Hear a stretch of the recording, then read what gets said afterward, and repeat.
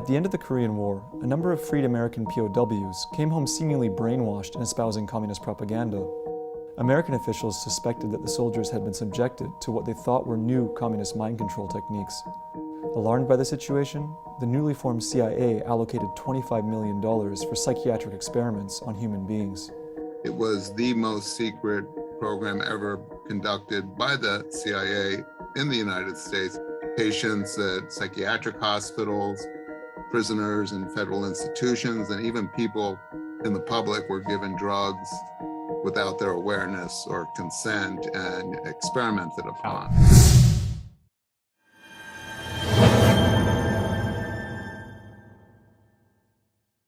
Chapter 1. What was Project MKUltra? Imagine a world where your mind isn't your own, where your thoughts and actions are controlled by unseen forces. This isn't science fiction, it's the chilling reality of Project MKUltra, one of the CIA's darkest secrets. In the early 1950s, fueled by Cold War paranoia and a relentless pursuit of control, the CIA initiated a top-secret program known as Project MKUltra. Its mission: to unlock the secrets of the human mind and harness its power for the agency's own agenda. MKUltra was a vast and sprawling operation, with dozens of sub-projects scattered across the United States and Canada. From universities and hospitals to prisons and even brothels, the CIA's reach extended into every corner of society, seeking unwitting subjects for their experiments. The program's methods were as diverse as they were disturbing. Scientists experimented with a wide range of mind-altering substances, including LSD, psilocybin, and mescaline.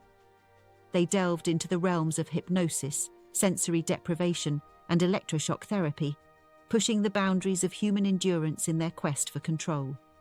While the official goal of MKUltra was to develop techniques for interrogation and information extraction, the true extent of the program's ambitions remains shrouded in mystery.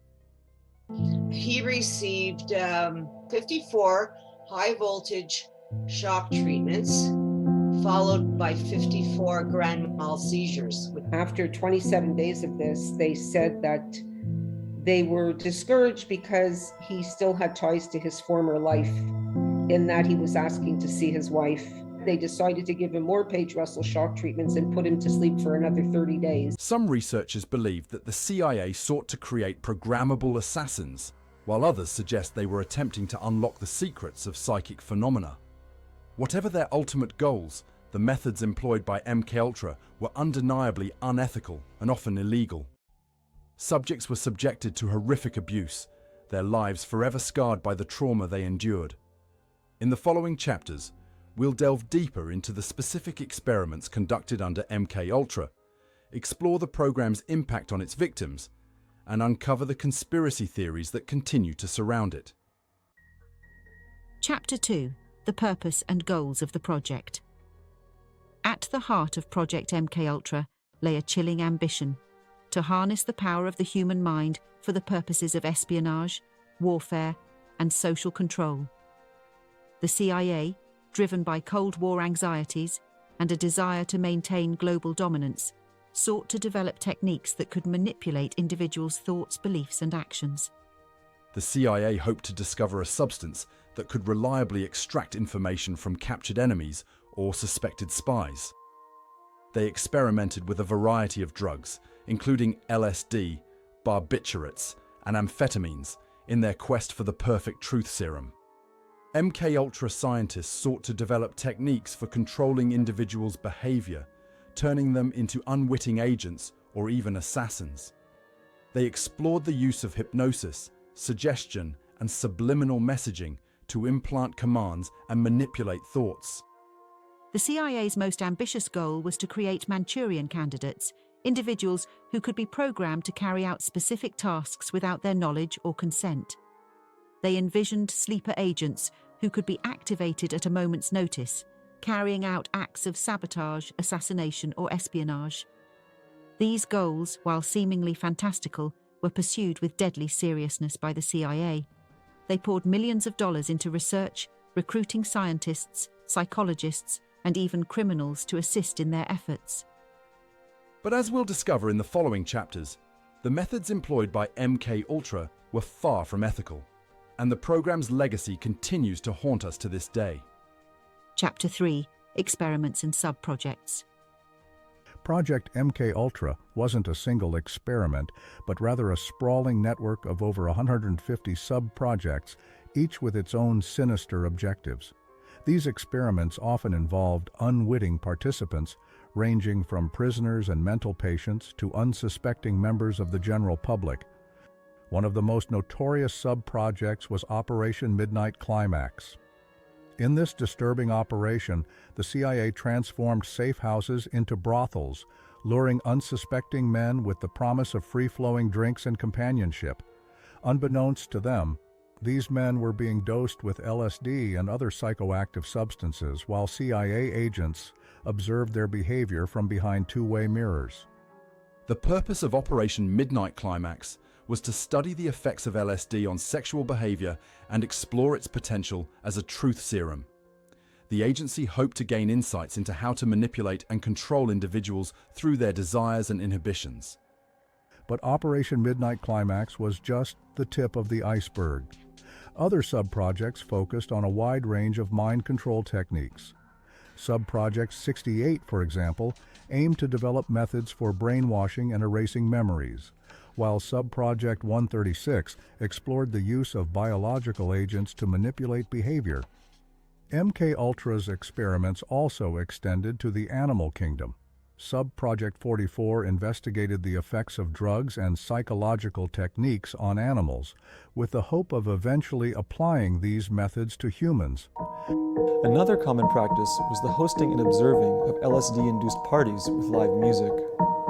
These parties were called acid tests, and the culture that grew out of them played a key role in the development of the hippie and psychedelic movements a few years later.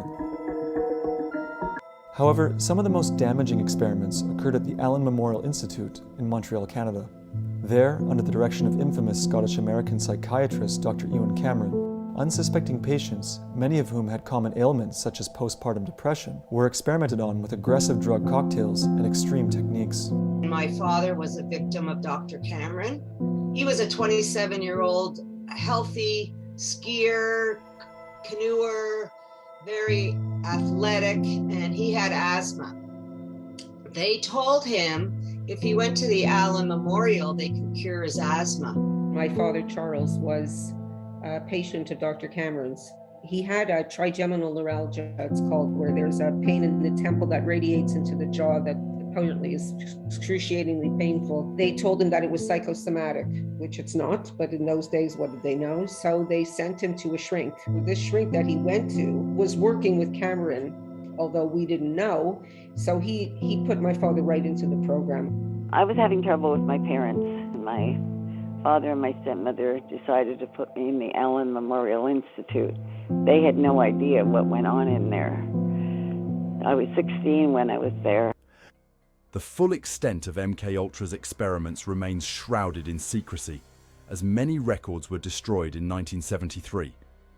However, the declassified documents that have surfaced paint a disturbing picture of a program that pushed the boundaries of ethics and human rights in its relentless pursuit of control. Chapter 4: The End of MKUltra.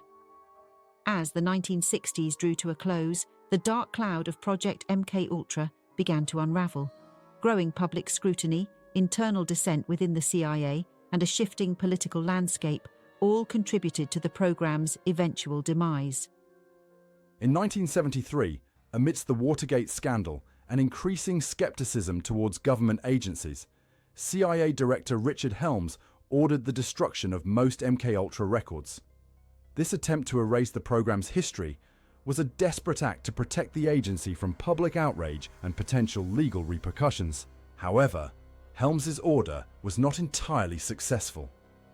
A small fraction of MKUltra documents survived, hidden away in financial records or misfiled by accident. These surviving documents would later become crucial in exposing the program's dark secrets. In 1975, the Church Committee, a Senate Select Committee investigating intelligence abuses, stumbled upon these surviving documents. Their findings were shocking. revealing the extent of the CIA's illegal and unethical activities under MKUltra. The revelations sparked public outrage and led to a series of investigations, including the Rockefeller Commission, which further exposed the program's disturbing details. The public outcry ultimately led to the official termination of MKUltra in 1973. While MKUltra may have officially ended, its legacy continues to haunt us. The program's unethical experiments left lasting scars on its victims, many of whom suffered from psychological trauma and long-term health issues. The end of MKUltra also marked a turning point in public perception of the CIA. The agency's reputation was tarnished and its credibility severely damaged. The revelations of MKUltra raised important questions about government overreach, ethical boundaries in scientific research, and the need for transparency and accountability. Chapter 5: Conspiracy Theories versus Reality. Project MKUltra's disturbing truths have fueled countless conspiracy theories, some more grounded in reality than others. Let's delve into a few of these theories, separating fact from fiction. One common theory suggests that MKUltra successfully created mind-controlled assassins, programmed to carry out political assassinations or other covert operations. While MKUltra did explore behavior modification techniques, there is no credible evidence to support the existence of such programmed killers. Another theory claims that MKUltra was responsible for the counterculture movement of the 1960s, suggesting that the CIA intentionally introduced LSD and other psychedelic drugs into society to destabilize and control the population. While the CIA did experiment with LSD, there's no evidence to suggest they deliberately orchestrated the counterculture movement. A more outlandish theory posits that MKUltra is still ongoing in secret, with the CIA continuing to experiment on unsuspecting citizens. While the program officially ended in 1973, the government's history of secrecy and clandestine operations has fueled this belief. However, there's no concrete evidence to support the claim that MKUltra continues in any form. It's important to remember that while MKUltra was undeniably real and horrific, many of the conspiracy theories surrounding it are based on speculation and exaggeration. The declassified documents provide a valuable glimpse into the program's dark history, but they also highlight the importance of critical thinking and discernment when evaluating information. While it's tempting to fall down the rabbit hole of conspiracy theories, it's crucial to rely on credible sources and verifiable evidence when seeking the truth. Chapter 6: Conclusion. The story of MKUltra is a chilling reminder of the potential for abuse of power and the importance of vigilance in protecting our freedoms. But it doesn't end there. In today's world of advanced technology and government surveillance, the threat to our autonomy and privacy is more prevalent than ever. While MKUltra may be a relic of the past, its lessons are still relevant. It's up to us to educate ourselves, question authority, and demand transparency from our leaders. We must remain vigilant against any attempts to manipulate our minds or control our behavior. So I urge you to dig deeper into the history of MKUltra. Explore the declassified documents, read the testimonies of survivors, and share this knowledge with others. Let's keep the conversation going and ensure that the dark legacy of MKUltra serves as a warning, not a blueprint. Remember, the power to protect our minds and our freedoms lies in our hands. Let's use it wisely. Thank you for watching. If you found this video informative, please like, share, and subscribe to our channel for more thought-provoking content. Together, we can raise awareness and ensure that the dark history of MKUltra is never repeated.